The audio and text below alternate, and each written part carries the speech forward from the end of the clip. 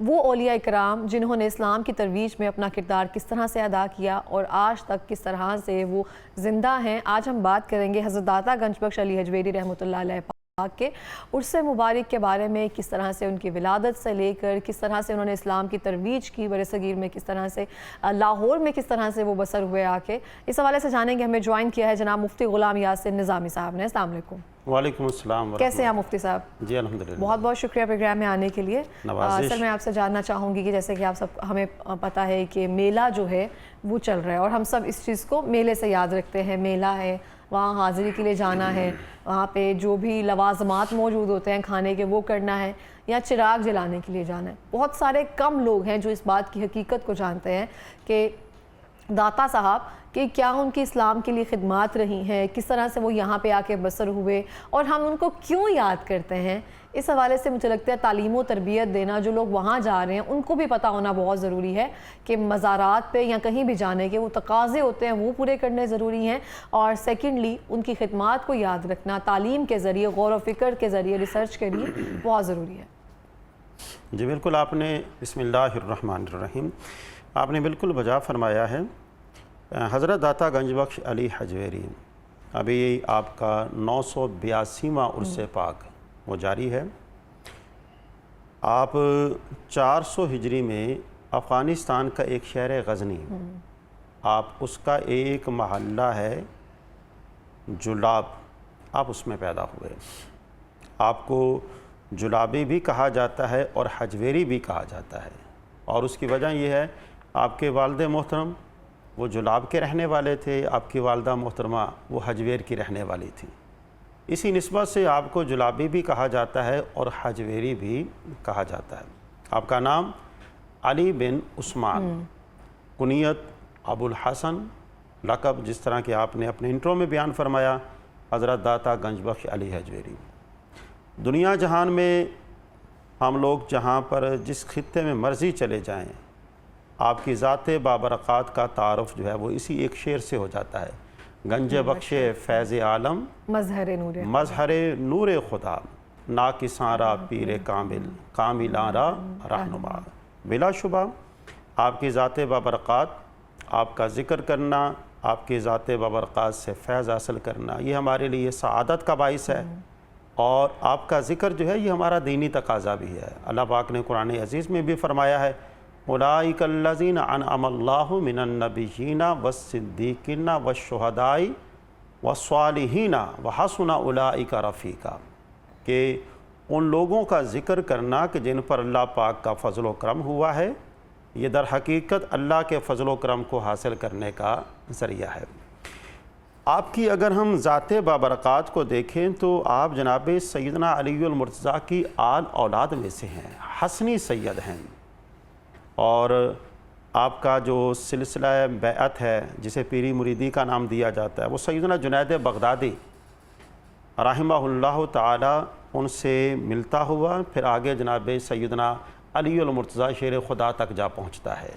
تو یہ آپ کے لیے بہت بڑی سعادت ہے، آپ سادات کے گھرانے سے تعلق رکھتے ہیں، اور سادات کا گھرانہ وہ گھرانہ ہے کہ جن کی طہارت کی گواہی اللہ پاک نے قرآن عزیز میں عطا فرمائی ہے۔ بے شک آپ کا تعارف جو ہے وہ علم ہے، آپ کا تعارف جو ہے اس علم پر عمل کرنا اور اس علم کو آگے پہنچانا ہے۔ آپ کی ایک بڑی معروف کتاب ہے کشف المحجوب، تو وہ کشف المحجوب جو ہے یہ کوئی روایتی پیر نہیں تھے، بلکہ آپ پہلے سے سرٹیفائیڈ سند یافتہ، یعنی اپنے زمانے میں آپ نے بہت سارے علاقوں کا سفر کیا جہاں پر آپ کو ملتا تھا کہ یہاں پر اس علم سے تعلق رکھنے والا کوئی فرد ہے اور اس کے پاس وہ علم موجود ہے، آپ وہاں کا سفر کرتے۔ ذری سی بات ہے، اس وقت تو سفر کے لیے کوئی سواریاں وغیرہ نہیں ہوتی تھیں، پیدل کیا جاتا تھا، اب وہاں پر جاتے۔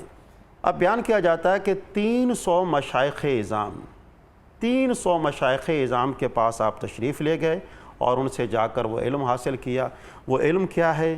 وہ قرآن کا ہے، وہ حدیث کا ہے، وہ فقہ کا ہے، وہ تصوف کا ہے، اور وہ تزکیہ نفس کا ہے، یعنی الغرض کے دین کے جتنے بھی علوم ہیں وہ تمام کے تمام آپ نے حاصل کیے ہیں۔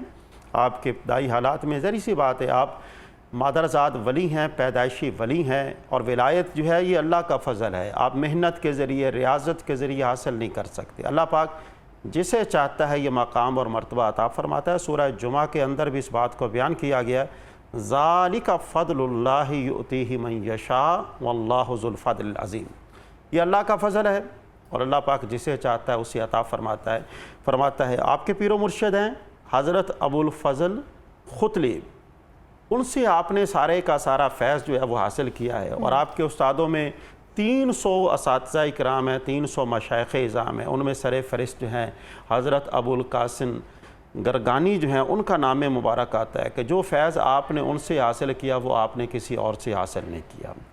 تو الغرض یہ ہے کہ آپ اپنے پیر و مرشد کے حکم سے یہاں پر تشریف لاتے ہیں، تو آپ سے یعنی لاہور آنے سے پہلے یہاں پر حضرت سید میرا حسین زنجانی وہ یہاں پر وہ آباد تھے، یہ لاہور کی دھرتی میں وہ اللہ کا پیغام جو ہے وہ پہنچا رہے تھے۔ آپ وہاں سے ہجرت کر کے جب یہاں پر آتے ہیں تو قدم قدم راستے میں آپ کو مختلف لوگوں سے واسطہ پڑتا ہے۔ بڑی خوبصورت بات ہے، آپ جس سے بھی ملتے ہیں اس کو اسی بات کی دعوت دیتے ہیں، اللہ کے سوا کوئی معبود نہیں ہے اور نبی معظم شفیع مکرم اس کے رسول ہیں، اور پھر آپ یہ فرماتے ہیں کہ لوگوں کے ساتھ جتنا اچھا کر سکو گے نا، اللہ بھی تم سے راضی ہوگا اور اس کا رسول بھی تم سے راضی ہوگا، اور اس کا صلہ کیا ملے گا؟ اللہ پاک تمہاری دنیا کی تمام مرادیں حاجات کو پورا فرما دے گا، اور آخرت میں بھی تمہیں عزت اور سرفرازی کا تاج عطا فرمائے گا۔ صحیح ہو گیا۔ تو یہ بہت بڑی ذمہ داری ہے، اور اس میں ہمارے لیے یہ پیغام یہ ہے کہ ہم مسلمان ہیں، تو مسلمان ہونے کے ناطے ہم جا رہے ہیں تو جاتے وقت ہمیں لوگوں کو ضرور دین کا پیغام جو ہے وہ دیتے رہنا چاہیے۔ دین کا پیغام دینے سے اللہ کی رحمتوں کا نزول ہوتا ہے، اور دین کا پیغام دینے سے اللہ بھی راضی ہوتا ہے اور اس کا رسول بھی بے شک اس طرح سے ہے۔ سر ابھی اگر ہم دیکھیں تو میرا گھر جو ہے تاتا صاحب سے بہت کم ڈسٹنس پہ ہے، اور وہ جو رونقیں ہوتی ہیں وہاں کی، یا بہت سے دور دراز علاقوں سے جو لوگ وہاں پہ حاضری کے لیے آتے ہیں، چراغاں کے لیے آتے ہیں، وہ ایک الگ بہت اچھا منظر ہوتا ہے، لیکن وہاں پہ بہت سارے لوگ ڈھول کی تھاپ کے ساتھ وہ چادریں لیتے ہوئے آتے ہیں اتنے لمبے ڈسٹنس سے، اور ان چادروں میں پیسے رکھے جاتے ہیں، پھر چادر کا چڑھاوا کیا جاتا ہے، اور اس طرح سے بے شمار چیزیں یا بے شمار رسومات جو ہیں وہ اس کے ساتھ جوڑ لی گئی ہیں اس چیز کے ساتھ۔ جیسے کہ آپ نے ابھی بتایا کہ تبلیغ کا پیغام تھا، اگر ان کے جو شعر ہے مظہر نور خدا، وہ ایک معجزہ جو ہے وہ ان کی ذات کے ساتھ منسوب ہے، تو وہ اگر ہم دیکھیں ایک سائڈ پہ یہ چادروں کا سسٹم دیکھیں، مزارات پہ ڈھول کی تھاپ کے ساتھ حاضری دیکھیں، وہاں پہ رقص یا جنون میں آتے ہوئے لوگ دیکھیں، اس حوالے سے کیا کہیں گے؟ کہاں تربیت کی ضرورت ہے؟ کون سے ایسے تقاضے ہیں جو ہمیں وہاں جاتے ہوئے کون سا احترام ادب جو ہے وہ پورا کرنے کی ضرورت ہے؟ آپ نے بہت اچھا سوال کیا ہے۔ اصلاح معاشرہ کے حوالے سے ضرور لوگوں کو اس حوالے سے آگاہی دینا جو ہے وہ ضروری ہے۔ یہ جو جتنی باتیں آپ نے ذکر کی ہیں نا، یہ چادریں وغیرہ، ڈھول کی تھاپ وغیرہ، داتا حضور کی معروف کتاب کا میں نے ذکر کیا، کشف المحجوب، اس کے اندر کہیں بھی ان باتوں کا ذکر نہیں ہے جی، اور یہ تمام کی تمام باتیں وہاں پر چراغاں کرنا اس کی کوئی شرعی حیثیت نہیں ہے۔ چراغاں تو وہاں پر کیا جاتا ہے کہ جہاں پر اندھیرا ہو، جہاں پر روشنی نہ ہو۔ اگر وہاں پر پہلے سے ہی روشنی کا اہتمام کیا گیا ہے تو وہاں پر چراغ جلانے کی ضرورت ہے۔ اس کی ایک مثال لے لیجئے، دن روشن ہے اور کوئی آدمی چراغ جلا کر بیٹھا ہو تو اس سے بڑی جہالت والی بات اور کیا ہو سکتی ہے؟ عقیدت یہ ہے کہ آپ ان کی تعلیمات پر عمل کریں۔ عقیدت یہ ہے کہ جو پیغام انہوں نے لوگوں کو دیا ہے اس پیغام کو عام کیا جائے۔ اب داتا حضور کا سب سے بڑا پیغام کیا ہے؟ او بھائی، لوگوں کو کھانا کھلاؤ، لوگوں کی ضرورتوں کو پورا کرو۔ یہاں پر آپ تشریف لائے، سب سے پہلے آپ نے اللہ کے گھر کو آباد کیا۔ اللہ کے گھر کو یعنی اس کی تعمیر کرنے کے بعد سب سے پہلا کام یہ ہے آپ نے لنگر کا اہتمام فرمایا۔ اس بات سے کوئی سروکار نہیں ہے، کوئی مسلم ہے کوئی غیر مسلم ہے، جو بھی وہاں پر آتا ہے وہ کھاتا ہے جی۔ ہمارے پیارے رسول صلی اللہ علیہ وآلہ وسلم سے پوچھا گیا، یا رسول اللہ دین کیا ہے؟ آپ نے فرمایا لوگوں کو کھانا کھلانا۔ یعنی یہ والا عمل جو ہے ہمیں چاہیے کہ اس کے اوپر عمل کریں، اور بہت سارے ایسے لوگ بھی ہیں کہ جو وہاں پر اسی جو ہے نا یہ جو دین کی تعلیم ہے اسی پر عمل کرتے ہیں، وہاں پر لوگوں کو کھانا کھلاتے ہیں۔ داتا حضور کا لنگر کی تقسیم تو بہت عام ہے، تو یہ در حقیقت یہ داتا حضور کا فیضان ہے اور ان کی تعلیم کا فیضان ہے۔ سر اگر ہم جو ایک شعر جو ہے بہت ہی خوبصورت، مجھے لگتا ہے کہ اگر اس کو سنا جاتا ہے نا اس دور میں تو رونگٹے کھڑے ہو جاتے ہیں، اس کا سادہ الفاظ میں سادہ انسان کے لیے اگر آپ مطلب اس کو کھول کر بیان کریں، گنج بخش فیض عالم مظہر نور خدا، اس لائن کا، اس سے اگلی لائن کا اگر مطلب بتا سکیں آپ ہمیں، گنج مطلب بخش، یا کچھ آسان لفظوں میں سمجھا سکیں۔ جی میں وہ عرض کرنے لگوں، گنج کہتے ہیں خزانے کو، خزانہ تقسیم فرمانے والے اور جہان کے لیے رہنمائی کا ذریعہ، مظہر نور خدا، اللہ پاک کی جو راہ ہے اس راہ کا راستہ دکھانے والے، ناکسارہ پیر کامل، جن کا کوئی رہنما نہیں ہے ان کی رہنمائی کرنے والے، جن کا کوئی پرسان حال نہیں ہے ان کی کاملہ رہنما، اور جو کامل ہیں کامل لوگوں کی رہنمائی کرنے والے۔ اب یہاں پر یہ بات یہ ہے کہ وہ کون سا خزانہ ہے کہ جو انہوں نے یہاں پر تقسیم کیا ہے۔ اس حوالے سے عرض یہ ہے، اس کائنات کی سب سے بڑی دولت ایمان کی دولت ہے جی، ایمان کی دولت آپ نے لوگوں میں تقسیم فرمائی ہے جی، ہزاروں لوگوں کو آپ نے اپنی تعلیمات کے ذریعے دین اسلام میں داخل فرمایا ہے، اور یہ داخل کرنا یہ گنج بخش ہے، یہ وہ خزانہ ہے کہ جس خزانے کی بات کی گئی ہے۔ اور دوسرے نمبر پر وہ خزانہ مخلوق کے خدا کی ضرورتوں کو پورا کرنا، جس کا کوئی پرسان حال نہیں ہے اس کی جا کر مدد کرنا، جس کا کوئی رہنما نہیں ہے اس کی جا کر دستگیری کرنا۔ یہاں پر دیکھیں نا، یہاں پر ہندوؤں، یہ پنجاب جو ہے وہ ہندوؤں کا گڑھ تھا، رائے راجو یہاں پہ گورنر کا ایک نائب تھا، تو وہ اپنے جادو کے ذریعے اس نے لوگوں کے دلوں میں یہ بات بٹھا رکھی تھی کہ اگر تم اپنے جانوروں کا دودھ ہمیں نہیں دو گے آپ کو دو چیزوں کا سامنا کرنا پڑے گا، ایک آپ کو اپنی جان سے ہاتھ دھونا پڑے گا، دوسرے نمبر پر آپ کو اپنے مال کا نقصان برداشت کرنا پڑے گا۔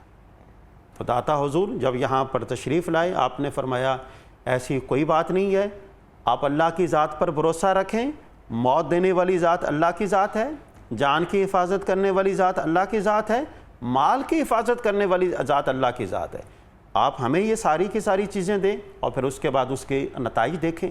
تو بتائیں، کیا لوگوں کی جان کی حفاظت کرنا یہ گنج نہیں ہے؟ کیا لوگوں کے مال کی حفاظت کرنا یہ خزانے بانٹنا نہیں ہے؟ کیا لوگوں کی ضرورتوں کو پورا کرنا یہ گنج بخش نہیں ہے؟ اور فیض عالم آپ تمام جہان کے لیے آپ کی یہ تعلیمات کیا ہیں؟ ارے بھائی، قرآن پر عمل کیجئے، اس کے پیارے رسول کے فرمان پر عمل کیجئے، بھوکوں کو کھانا کھلائیے۔ سب سے زیادہ تاکید آپ نے اسی بات پر کی ہے۔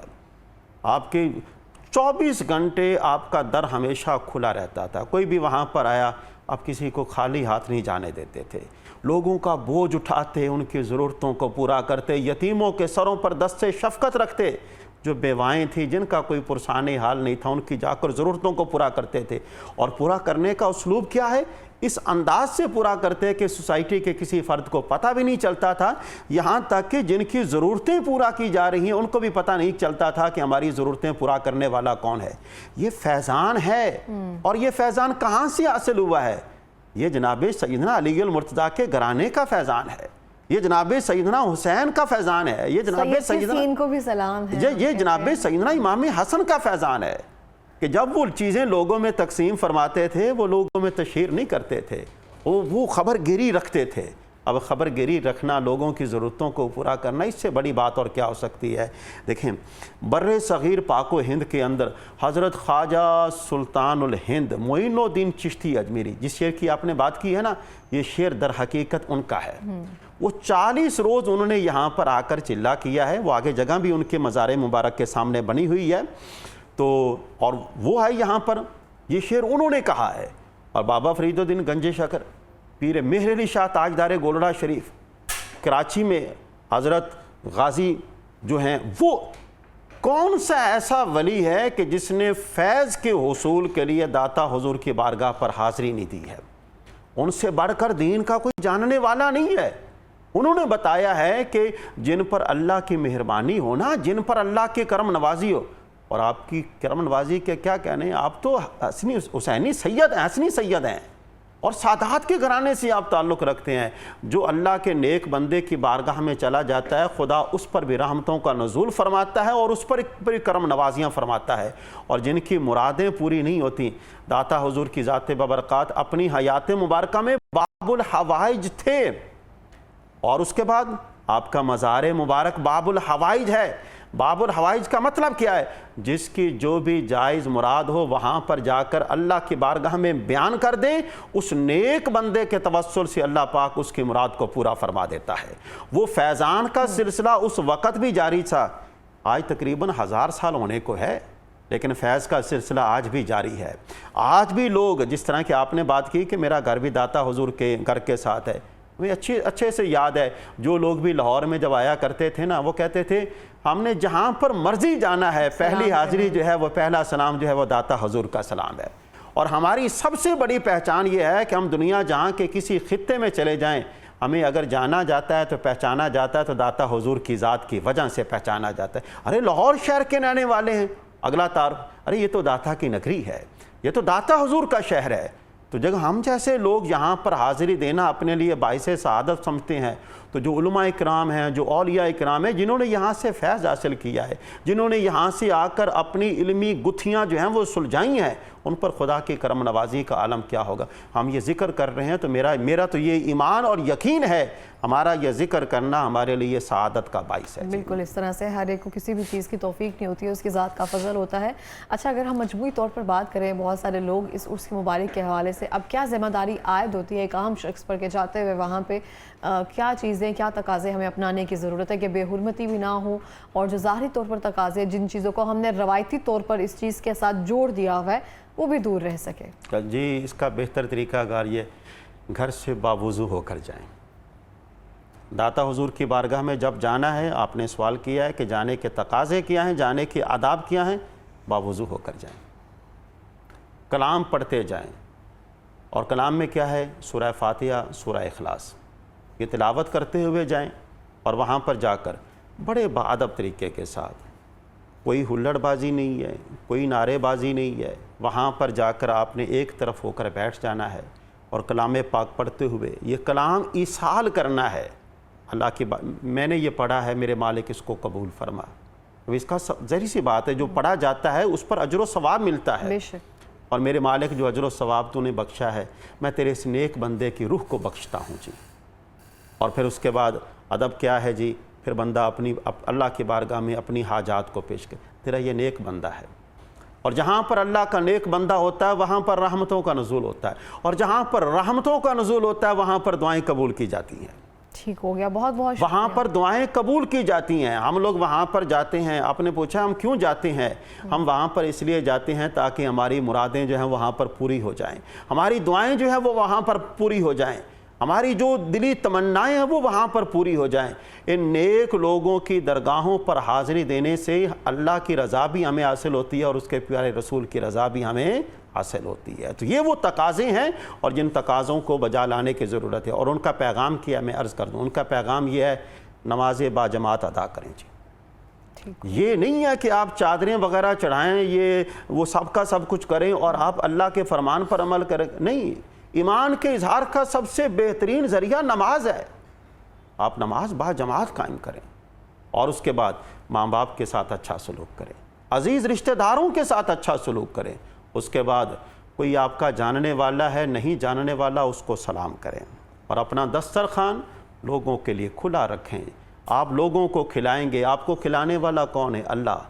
جب آپ اللہ کے نام پر لوگوں کو کھلائیں گے، اللہ پاک آپ کے رزق میں اضافہ بھی فرمائے گا، رزق میں برکت بھی فرمائے گا، اور اسی عمل کو کل قیامت والے دن آپ کی بخشش کا ذریعہ بھی بنائے گا. بالکل ہو گیا. یہ وہ پیغام ہے کہ جس پر عمل کرنے کی ہمیں ضرورت ہے. جزاک اللہ، بہت بہت شکریہ آپ کا پروگرام میں آنے کے لیے.